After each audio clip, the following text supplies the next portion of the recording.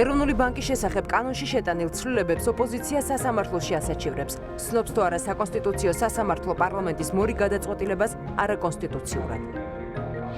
ოლიმპიური კომიტეტის ავალიანება და საკუთარი ჰონორარის ჩარიცხვის მოლოდინში მყოფი ასობით ადამიანი. დეტალები რამდენიმე წუთში.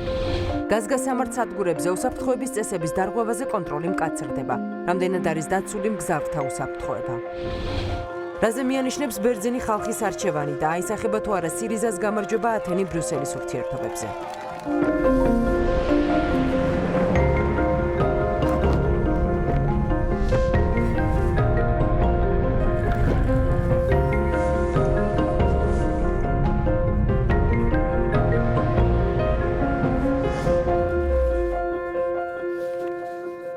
საღამომშვიდობის ეს 20:30-ია, მე მაკაცინცაძე ვარ და პირდაპირ ეთერში ვახლესი ინფორმაციით 20 საათსა და 30 წუთზე ბრუნდებით. მზადება პროკურატურის რეფორმისთვის ხელისუფლება გეგმებზე საუბრობს, ოპოზიცია კი პარალელურ რეჟიმში პროკურატურასთან ერთად სასამართლო სისტემის დამოუკიდებლობას ეჭუქვეშ აყენებს. დღეს 20:30-ში სტუდიის სტუმრები იქნებიან ქართული ოცნებიდან გიორგი კახიანი და თავისუფალი დემოკრატებიდან შალვა შავგულიძე.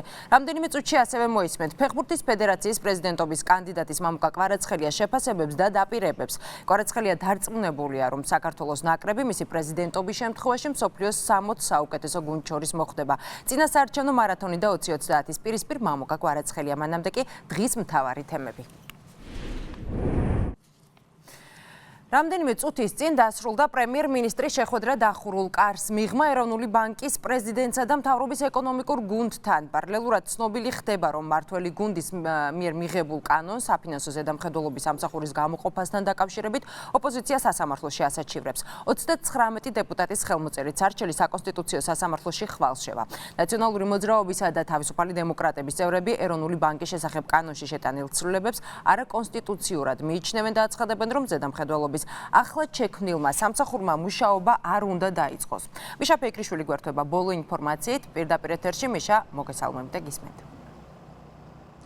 დავიწყოთ იმ შეხვედრით, რომელიც ამ წუთებში დასრულდა მთავრობის კანცელარიაში. ლარის კურსი და ის ახალი რეალობა, რომელიც შეიქმნა ეროვნული ბანკიდან ზედამხედველობის სამსახურის გამოყოფის შემდეგ, ეს იყო მთავარი თემა, რომლის შესახებაც ეროვნული ბანკის პრეზიდენტთან შეხვედრაზე მსჯელობდნენ პრემიერ-მინისტრი და მთავრობის ეკონომიკური გუნდის წარმომადგენლები. შეხვედრის მიმდინარეობისას მოკლე კომენტარი გააკეთა ფინანსთა მინისტრმა. ნოდარ ხადური აცხადებს, რომ მთავრობას აქვს კონკრეტული გეგმა, თუ როგორ შეიძლება თავიდან იქნას აცილებული ლარის კურსთან დაკავშირებით უკვე მომავალი რყევები და შესაბამისად მთავრობას აქვს ოპტიმისტური პროგნოზიც, რომ უახლოეს მომავალში ქვეყანაში შემოვა გარკვეული თანხების მობილიზება მოხდება, რაც მოახდენს ლარის კურსის სტაბილურობას. სულ ეს წუთია, როგორც გითხარით, დასრულდა შეხვედრა და როგორც ჩვენთვის არის ცნობილი, შეხვედრის დასრულების შემდეგ შემაჯამებელი განცხადებების გაკეთებას გეგმავენ პრემიერ-მინისტრი და ეროვნული ბანკის პრეზიდენტი. მანამდე კი მოვისმინოთ ფინანსთა მინისტრის განცხადება. ლარის გაცვლით კურსზე მოქმედი მაკროეკონომიკური ფაქტორები არის სრულად ამოწურული. ჩვენ საშუალოვადიან პერიოდში ველოდებით ლარის გამყარებას. ამავე დროს კიდევ ერთხელ ხაზი გაესვა იმას, რომ არც სახელმწიფო ბიუჯეტის ოპერაციებს და არც რეფინანსირების ცესხებს ლარის გაცვლით კურსზე უარყოფითი ზეგავლენა არ მოუხდენია და რაც მთავარი და მნიშვნელოვანია, საქართველოს ფინანსთა სამინისტრო, საქართველოს ეროვნული ბანკი, მთავრობა შევთანხმდით, რომ ჩვენს ხელთ არსებულ ყველა რესურსს გამოვიყენებთ იმისათვის, რათა არ დაუშვათ მომავალში ასეთი ტიპის რყევები.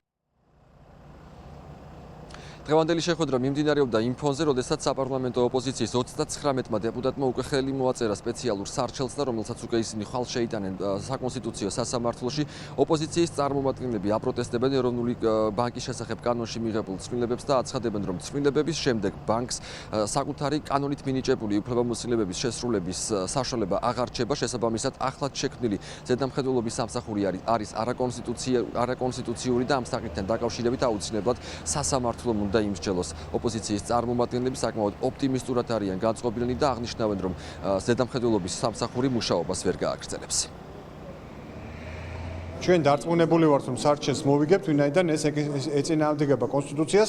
ეხლავე ვაფრთხილებ ბატონ ტურავას, რომ ეხლავე გავიდეს ბიულეტენზე, იმიტომ რომ ეს არ მოეწონება ბატონ ბიძინას. ჩვენი იმედით ეს გადაწყვეტილება იქნება ჩვენ სასარგებლო და საკონსტიტუციო სასამართლო გააუქმებს იმ კანონს, რომელი კანონითაც შეიქმნა ზედამხედველობის სამსახური და შესაბამისად ზედამხედველობის ფუნქცია კვლავაც დაბრუნდება ეროვნულ ბანკში და ის აღდგება მის კონსტიტუციურ ფუნქციებში.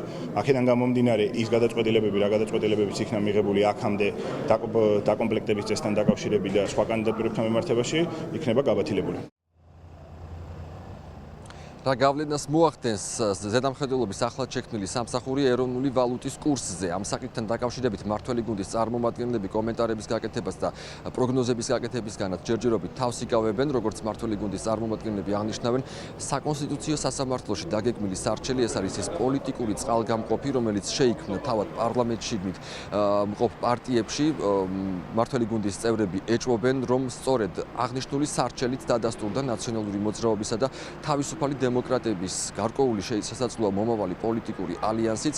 მმართველი გუნდის წევრები ასევე აცხადებენ, რომ ზედამხედველობის სამსახური ყველაფერს გააკეთებს იმისთვის, რომ ლარის კურსთან დაკავშირებით რაიმე ტიპის რყევები აღნიშნულ კურსთან და მიმდინარე პროცესებთან დაკავშირებით მნიშვნელოვანი ზეგავლენა მოახდინონ სწორედ ზედამხედველობის სამსახურის თანამშრომლებმა.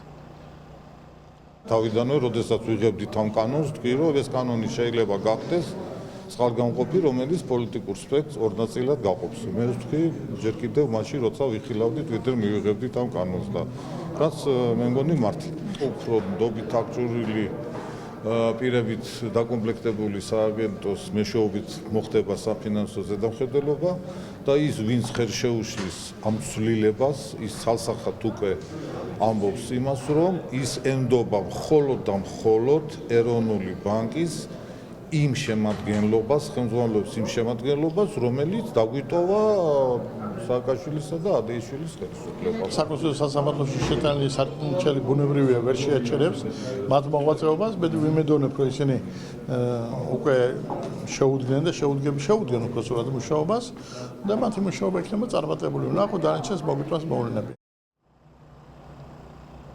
ზედამხედველობის სამსახურის წევრებმა დღეს პირველი სამუშაო შეხვედრა გამართეს და ძირითადად აღნიშნული შეხვედრა ეძღვნებოდა საორგანიზაციო საკითხებს. მისი წარმომადგენლები აღნიშნავენ, რომ ისინი მედიასთან ურთიერთობას უახლოეს მომავალში აპირებენ და კონკრეტული გეგმების შესახებაც ისაუბრებენ. მე დასასრულს კიდევ ერთხელ შეგახსენებთ, რომ ეროვნული ბანკის პრეზიდენტსა და ეკონომიკური გუნდის წარმომადგენლებს შორის მთავრობის კანცელარიაში სულ ცოტა ხნის წინ დასრულდა შეხვედრა და შეხვედრის დასრულების შემდეგ კომენტარები კეთდება პრემიერისა და ეროვნული ბანკის პრეზიდენტის როგორი იქნება აღნიშნული შეხვედრის შედეგი და როგორია მთავრობის გეგმები, ამის შესახებ უკვე ჩვენს შემდგომ გამოშვებაში 20-30-ის მაყურებელი შეიტყობს.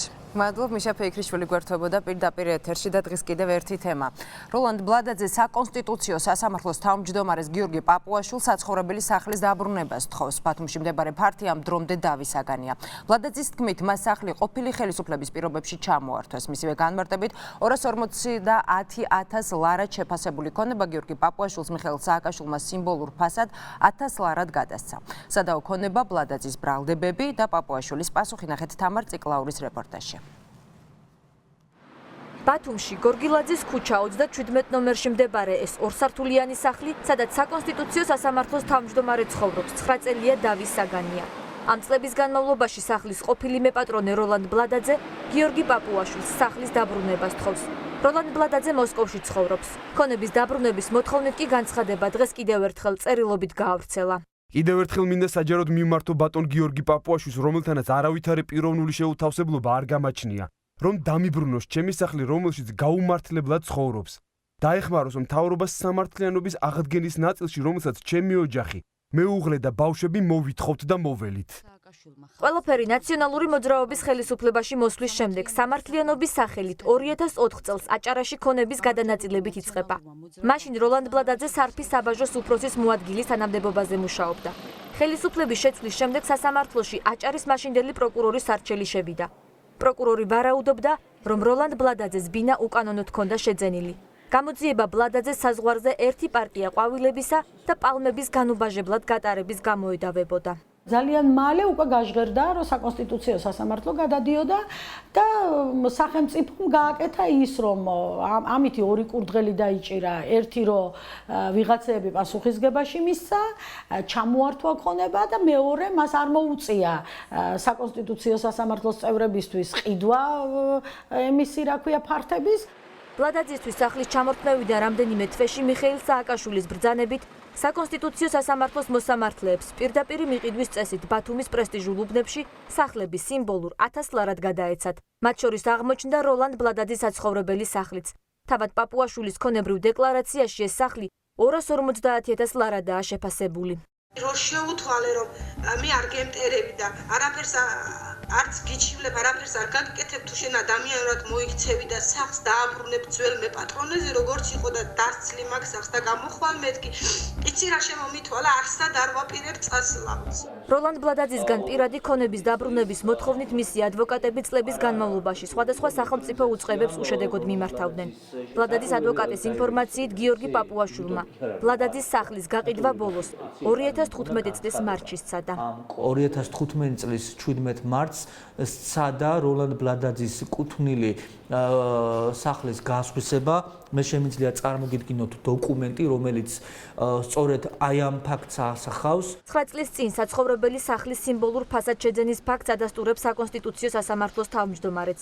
გიორგი პაპუაშვილმა მედიასთან კომენტარი სტრასბურგში გამგზავრებამდე გააკეთა. თუმცა საკუთრების დაბრუნებასთან დაკავშირებით ის ქონების ძველმე პატრონეს სახელმწიფოსკენ ამისამართებს. კანონიერად ცხოვრობ, ყველა ჩემი ქონება არის კანონიერად შეძენილი და ვინმეს თუ პრეტენზია აქვს სახელმწიფოსთან, ის შეუძლია მიმართოს სახელმწიფოს.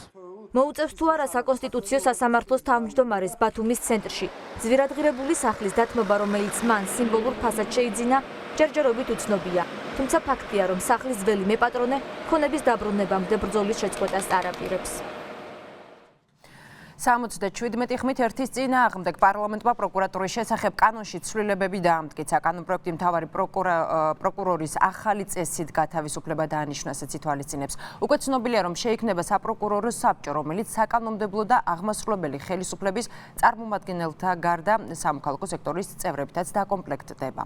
საბჭოს იუსტიციის მინისტრი ხელმძღვანელებს. ამას გარდა ვრცელდება ინფორმაცია, რომ იგეგმება მოქმედი მთავარი პროკურორის გიორგი ბადაშვილის მოხსნაც. ჩაანაცვლებენ თუ არა მთავარ პროკურორს და კიდევ რას გულისხმობს ცვლილება პროკურატურის შესახებ კანონში. გენო სიყმაშვილი გეამბობთ, გენო გისმენთ. მაგა კანონში შესული ერთ-ერთი უმთავრესი ცვლილება საპროკურორო საბჭოს შექმნა, რომლის უფლებამოსილებაც იქნება მთავარი პროკურორის კანდიდატურის დაყენება. სწორედ ამავე საბჭოს უფლებამოსილება იქნება მთავარი პროკურორის გადაყენებასთან დაკავშირებით წინადადების წარდგენა და მისი მოადგილეების მიმართ სამართლებრივი დისციპლინური სამართალი წარმოება. თავად საპროკურორო საბჭოს კანდიდატებს იუსტიციის მინისტრი წარუდგენს, იმ შემთხვევაში კი თუ საბჭო უმრავლესობით, ანუ 2/3-ით რომელიმე კანდიდატს აირჩევს, კანდიდატი ამის შემდეგ ჯერ მთავრობას და მთავრობის შემდეგ უკვე დასამტკიცებლად პარლამენტს წარედგინება. კანონში შეტანილი ცვლილებების პარალელურად ვრცელდება ინფორმაცია, რომ ხელისუფლების მაღალ ეშელონებში გიორგი ბადაშვილის მოხსნასთან დაკავშირებით გიორგი ბადაშვილის მოხსნასაც ფიქრობენ და სახელდება სავარაუდო კანდიდატებიც. მაგალითად, სასჯელახსულებისა და პრობაციის მინისტრი კახა კახიშვილი, ასევე მთავარი პროკურორის მოქმედი მოადგილე ირაკლი შოთაძე და არასამთავრობო სექტორიდან პალატა ვაშაძე. თუმცა დღეს ხელისუფლების წარმომადგენლებმა პარლამენტარებმა უარყვეს გავრცელებული ინფორმაცია და მათ განაცხადეს, რომ ამ ეტაპზე მთავარია საპროკურორო საბჭო შეიქმნას, ხოლო სავარაუდო კანდიდატებზე მხოლოდ ამის შემდეგ იქნება საუბარი. პროცედურა უნდა დაიწყოს ჩვეულებრივად და განხილვებით საკმაოდ საჯარო იქნება და შესაბამისად, ხო თქვენით ჩამოთვალეთ, ნებისმიერ კანდიდატი შეიძლება რა თქმა უნდა იყოს განხილული ხლა. რაც კანონით არის პროცედურები გათვალისწინებით, იმის ფარგლებში უნდა მოხდეს კანდიდატურების შერჩევა, წინასწარ ხა კანდიდატურების საუბარი მეგონა ადრე.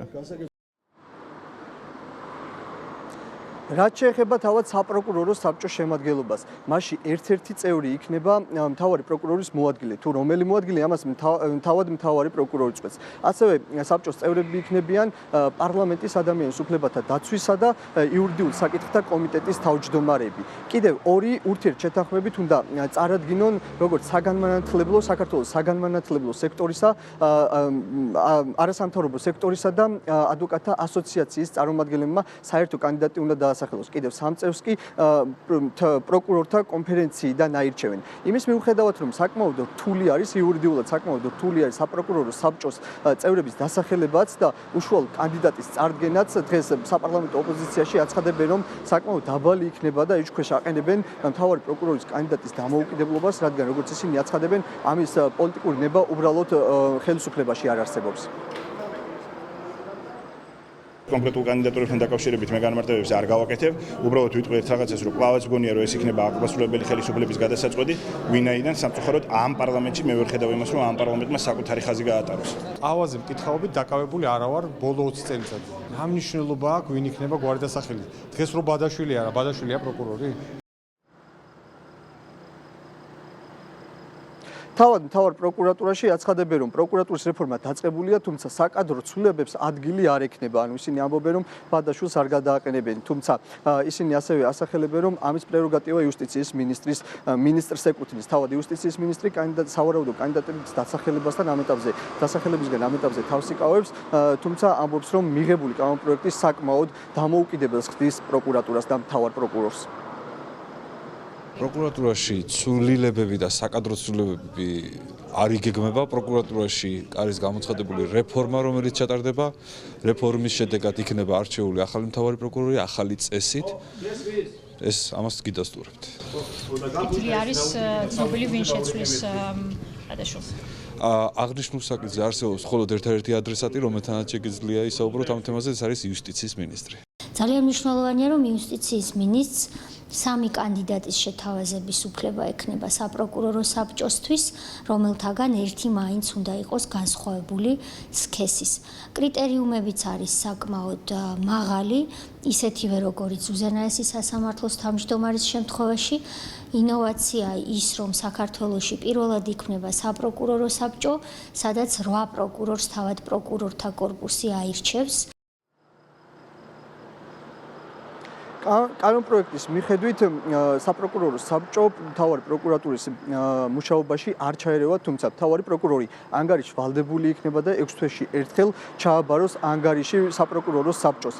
აქამდე არსებული მოდელით მთავარ პროკურორს წარადგენდა იუსტიციის მინისტრი, წარადგენდა პრემიერ-მინისტრი და სწორედ პრემიერ-მინისტრი იყო უფლებამოსილი მთავარი პროკურორი დაენიშნა და გაეთავისუფლებინა. ახლა მიღებული ცვლილებებით კი მთავარი პროკურორი მხოლოდ 6 წლის ვადით იქნება არჩეული და ამის შემდეგ მას ხელმეორედ არჩევის საშუალება აღარ ექნება.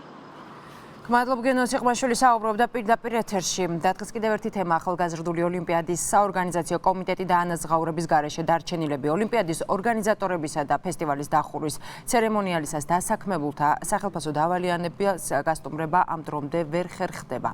გავრცელებული ინფორმაციით ალექსი ახვლედიანის და ოლიმპიური კომიტეტის საქმიანობით ქვეყნის პრემიერ-მინისტრია დაინტერესებული. დეტალებს ნინუცა კახნიაური არკვევდა. ვითხოვდით კი რა თქმა უნდა ოღონდ დღეს ხვალ მას შემდეგ თვენახევარი გავიდა და ეს დღე ჯერაც არ დამდგარა. თბილისის ახალგაზრდული ოლიმპიური ფესტივალის დახურვის ცერემონიალის მონაწილეები, ორგანიზატორები, მედროშეები, კომპოზიტორები, მხატვრები, ვიზაჟისტები, მომღერლები და მოცეკვავეები, მუსიკალური განფორმებლები და სცენის მუშები დღემდე საკუთარი ჰონორარის ჩარიცხვას ელოდებიან. დაახლოებით ეს იქნება მაქსიმუმ თვითონ ამ ხალხის დახურვის ჰონორარები, რაც არის ჩასარიცხი, სადღაც 130.000 არის. სამწუხაროდ ჯერ არავის არ აუღია ანაზღაურება. ჩვენ გვაქვს სულ ყველას გაფორმებული კონტრაქტი, მიღება ჩაბარებაც მე მგონი ჩვენი ყველასი გაკეთებული არის კულტურის პალატასთან. ჰონორარი ამ ადამიანებს შესრულებული სამუშაოებისთვის ოლიმპიური ფესტივალის ორგანიზატორმა კულტურის პალატამ უნდა გადაუხადოს. თუმცა როგორც აღმოჩნდა, ეს თანხა ოლიმპიური კომიტეტისგან ჯერაც არ მიუღია. ოლიმპიურ კომიტეტს ჩვენ დავალიანება აქვს 350.000 ლარი. როგორც კი მოხდება ამ დავალიანების დაფარვა ჩვენს მიმართ, კულტურის პალატის მიმართ, კულტურის პალატა იმ წელსშივე დაფარავს იმ დავალიანებას, რომელიც არსებობს. სამართალდამცველი ორგანოებისთვის მიმართვას აპირებენ უხალფასოდ დარჩენილი ფოტოგრაფები და ოპერატორები. თანხების გადმორიცხვაზე არაფერს არ ამბობენ. ასე რომ ჩებით ამ ეტაპზე ყველა მოტყუებული. მოლოდინის რეჟიმშია სამშენებლო კომპანია დაგიც, რომელმაც ახალგაზრდული ოლიმპიადისთვის ჩოგბურთის კორტები ააშენა. დამკვეთი აქაც ოლიმპიური კომიტეტია და კონტრაქტის მიხედვით 504.732 ლარი კომიტეტს მშენებლების ვალი აქვს. რამდენადაც ჩვენთვის ცნობილია, ელოდებიან თანხას და თანხა უნდა ჩაგვირიცხონ. ბრალდების ადრესატი ოლიმპიური კომიტეტის თავმჯდომარე ალექსი ახვლედიანი საქართველოში არ იმყოფება. 2030 მას ტელეფონით დაუკავშირდა.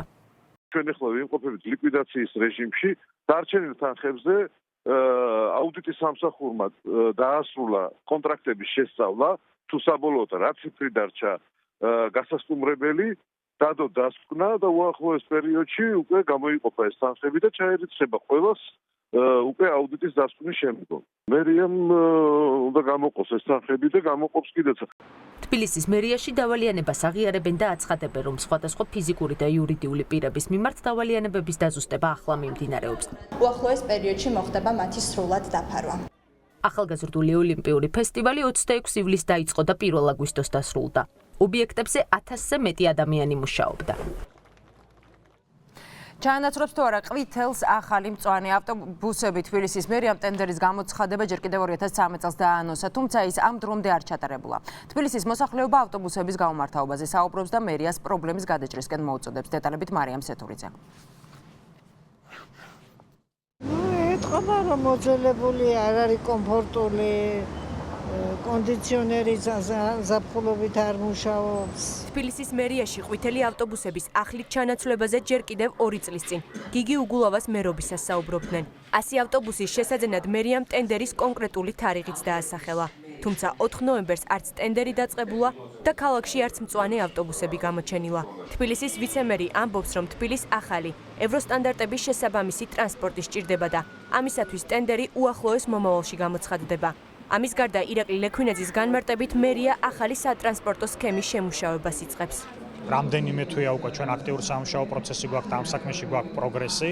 ჩვენი ხედვა ესეთია, რომ პირველ ეტაპზე მოხდეს გარკვეული რაოდენობის ავტობუსების შემოყვანა, ეს უნდა მოხდეს საერთაშორისო საფინანსო ორგანიზაციების ფინანსური და ტექნიკური მხარდაჭერით. გაერთიანებული დემოკრატების წევრი შალვა ოგბაიძე თბილისის ახლანდელ მერს წინა საარჩევნო დაპირებას ახსენებს და ტენდერის დროულად გამოცხადებისაკენ მოუწოდებს. ეს გახლავთ ერთ-ერთი მტკივნეული საკითხი, რომელსაც ჯერჯერობით თბილისის მერიამ თავი ვერ გართვა მიუხედავად საარჩევნო დაპირების. დღეს სამწუხაროდ ჯერჯერობით ჩვენ გვაქვს დაჯაგლაგებული ყვითელი ავტობუსები, რამდენიმე ასეული, 600 არასრული 700 ავტობუსი, რომლებიც დილით რო გამოდიან ხაზიდან, უკან შევლენ თუ არა კიდევ საკითხავია. გარდა ავტობუსების გაუმართავობისა, მოსახლეობა მის სიმცირეზეც საუბრობს. ისინი ამბობენ, რომ სასურველი ნომრის ტრანსპორტს ხშირად 40 წუთზე მეტხანს ელოდებიან. მთავარი პრობლემა კი სანიტარული ნორმების დაუცველობა და კონდიცირების არარსებობაა. დასამატებელია კიდევ რიგი ავტობუსი რომ მოძრაობდეს, იმიტომ რომ შუალედი რაც არის საკმარისი არ არის 15 წუთი, 10 წუთი. კარგი იქნებოდა თუ გამოიცვლებოდა. მაგალითად არა ყველა რამოდენიმე რომელიც ასე მოითხოვს. ძალიან ცუდი პირობებია, ძალიან საშინელია მაგით გზავრობა. ჯერთი ძალიან ბევრი ხალხია და ხანდახან ვერ ახვალ და ხან ვერ ჩახვალ, სადაც უნდა ჩახვიდე იქ. ჯერჯერობით უცნობია, როდის ჩაანაცვლებს ყვითელს ახალი ფერის ავტობუსები, თუმცა მერიაში განმარტავენ, რომ ის აუცილებლად საერთაშორისო სტანდარტის შესაბამისი და შეზღუდული შესაძლებლობის მქონე პირებისათვის ადაპტირებული იქნება. 20 დაჯარიმებული გაზგასამართი სადგური ბოლო 3 თვის განმავლობაში გაფრთხილება, საანქციები და კრიტიკული სიტუაციის შემთხვევაში გაზგასამართი სადგურების დახურვა. ეს ის საფრთხეებია, რაც პარლამენტის მიერ მიღებული კანონის დარღვევის შემთხვევაში ყველა ავტოგასამართ სადგურს შეეხება. ინსპექტირება ამ დრომდე მხოლოდ რეგიონებს მოიცავს, თუმცა სახარბიელო მდგომარეობა არც დედაქალაქშია. ნათია ხარტიშვილი დეტალებით. დედაქალაქის მასშტაბით 60-მდე გაზგასამართ სადგურზე ავტომანქანების დაახლოებით 9 ბუნებრივი აირით იტენება. თუმცა ამ ავტომობილებით გადაადგილება მძღოლებისთვის და მგზავრებისთვის არასწორად დატვირთვის შემთხვევაში საკმაოდ რისკის შემცველია.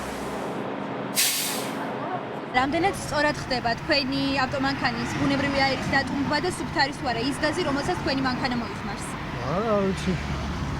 საერთოდ ვიცი. ესე ძალიან დაკვირვებული ნამდვილად არა ვარ, მაგრამ 800 ხავენ კარგად ეს ვიცი. ვერ გეტყვით.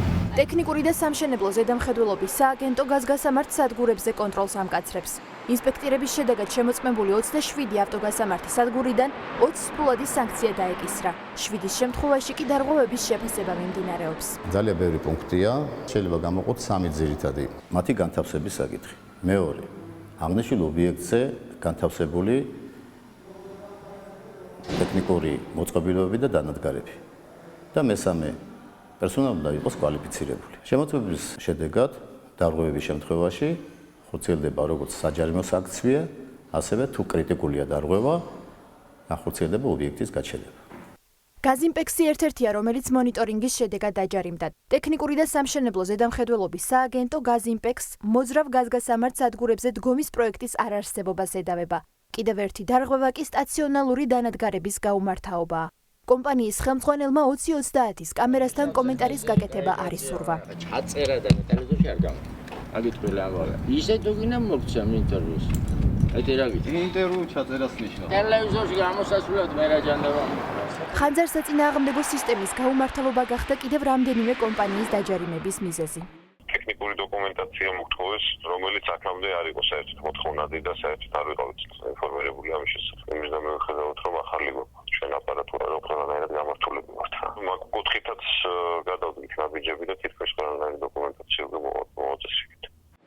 არასამთავრობო ორგანიზაცია საგზაო ინიციატივებში სანქციების დაწესებას და კონტროლის გამკაცრებას მიესალმებიან, თუმცა მიიჩნევენ, რომ გზავრების უსაფრთხოებისთვის მხოლოდ ეს საკმარისი არაა. როგორც გაზგასამართი სადგურების უსაფრთხოების სტანდარტები, ასევე უნდა ხდებოდეს მონიტორინგი ავტომობილების უსაფრთხოების სტანდარტებისა, რომლებიც არიან ექსპლუატაციაში ბუნებრივ აირზე და ეს ინიციატივა და ეს რეგულაცია არ უნდა იყოს მხოლოდ გათვლილი ჯარიმებზე, არამედ რეალური მიზანი ამ რეგულაციის უნდა იყოს უსაფრთხოების სტანდარტების დანერგვა. უსაფრთხოების ნორმების მიხედვით ავტოგასამართი სადგურების ფუნქციონირება გაუმართავი ხელსაწყოებით, დანადგარებითა და მოწყობილობებით დაუშვებელია. მონიტორინგი ჯერჯერობით მხოლოდ რეგიონებზე ვრცელდება. სანამ ინსპექტირება დედაქალაქსაც შეეხება, თბილისში მგზავრების უსაფრთხოება კვლავაც არასტანდარტულ მოწყობილობებზეა მინდობილი. არჩევნებში კვლავ საბერძნეთის ყოფილი პრემიერის ალექსის ციპრასის პარტიამ გაიმარჯვა. მას მხარდაჭერა ელექტორატის 35%-მა გამოუცხადა. ვადამდელი არჩევნები აგვისტოში ციპრასის გადადგომის შემდეგ დაინიშნა. მთავარი შეკითხვა კი უცვლელია. აისახება თუ არა ციპრასის პოლიტიკური ძალის სირიზას გამარჯვება ათენისა და ბრიუსელის ურთიერთობებზე. კეთ ჩოხელი დეტალებით. საბერძნეთის მოსახლეობამ ალექსის ციპრას მეორე შანსი მისცა. ყოფილი პრემიერის მემარცხენე პარტია სირიზას მთავრობის ჩამოსაყალიბებლად სხვა პოლიტიკურ ძალებთან მოუწევს გაერთიანება. ციპრასის პარტიამ 300 ადგილი ამ პარლამენტში 144 მანდატი მოიპოვა. უკვე ცნობილია, რომ სირიზა კოალიციას თავისუფალ ბერძნებთან ერთად ჩამოაყალიბებს. ეს იყო რთული და დაძაბული ბრძოლა. დღეს მე ჩემს სიმართლეს ვგზნობ, რადგან ბერძენმა ხალხმა ქვეყნის შიგნით თუ გარეთ ბრძოლის გაგრძელებისა და მოსახლეობის ღირსების დაცვის მანდატი მომცა. დღეს ევროპაში სიტყვა საბერძნეთი წინააღმდეგობისა და ღირსების სინონიმად იქცა. ძირითადმა ოპოზიციურმა პარტიამ ახალმა დემოკრატიამ ხმების 28% დააგროვა. ის პარლამენტში მხოლოდ 75 ადგილს დაიკავებს. ციპრასის მთავარმა მეტოქემ არჩევნებში დამარცხება უკვე აღიარა. შედეგები აჩვენებს, რომ სირიზა და ბატონი ციპრასი ლიდერობენ. ვულოცავ მას და მოუწოდებ ჩამოაყალიბოს მთავრობა, რომელიც ახლა ქვეყანას სჭირდება. იანვრის საპარლამენტო არჩევნებისა და ივლისის რეფერენდუმის შემდეგ მხოლოდ წელს ეს ალექსის ციპრასის რიგით მესამე გამარჯვება. ანალიტიკოსები აღნიშნავენ, რომ არჩევნებში წარმატებამ ციპრასის პოზიციები ქვეყნის შიგნით კიდევ უფრო გააძლიერა. ვერავინ წარმოიდგენდა, რომ სირიზა მთავარ მეტოქეს ასეთი დიდი სხვაობით დაამარცხებდა. ბერძენმა ამომრჩეველმა ციპრას მეორე შანსი მისცა. ამან ციპრასი გააძლიერა. მან მიიღო მანდატი. ახლა საჭიროა ევროკავშირთან მიღწეული შეთანხმების შესრულება. თუმცა ამომრჩეველთა აქტივობა არჩევნებზე საკმაოდ დაბალი, 55% იყო, რაც იმის მაჩვენებელია, რომ მოსახლეობის საკმაოდ დიდი ნაწილი იმედგაცრუებულია. ევროპელი პოლიტოლოგებისგან განსხვავებით ქართველ ანალიტიკოსთა ნაწილისთვის სირიზას გამარჯვება მოულოდნელი არ ყოფილა. საბერძნეთში საქართველოს ელჩის ყოფილი მრჩეველი გიორგი ჯაფარიძე მიიჩნევს, რომ ალექსის ციპრას მანდატის განახლება ევროკავშირთან შეთანხმების შესასრულებლად ჭირდებოდა. მანდატის განახლება იმისთვის დაჭირდა, რომ უნდა შეასრულოს ის, რაზეც ხელი აქვს მოწერილი. თუ არ შეასრულებს, ამას აბსოლუტურად სხვა შედეგები მოყვება საბერძნეთისთვის. მე ალექსი ციპრასი მაგონებს ახალგაზრდა ანდრიას პაპანდრეუს, ისიც ძალიან რადიკალური მემარცხენე პოზიციებიდან მოვიდა თავის დროზე ხელისუფლებაში 80-იანი წლების დასაწყისში და ნელ-ნელა მიხვდა, რომ ასეთი იდეებით პოლიტიკაში დიდი ხანი ვერ დარჩებოდა.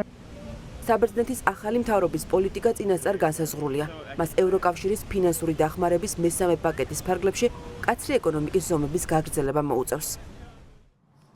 ახლა კი რეკლამის დროა, რამდენიმე წუთში სტუმრებთან ერთად მთავარი თემით დავბრუნდებით.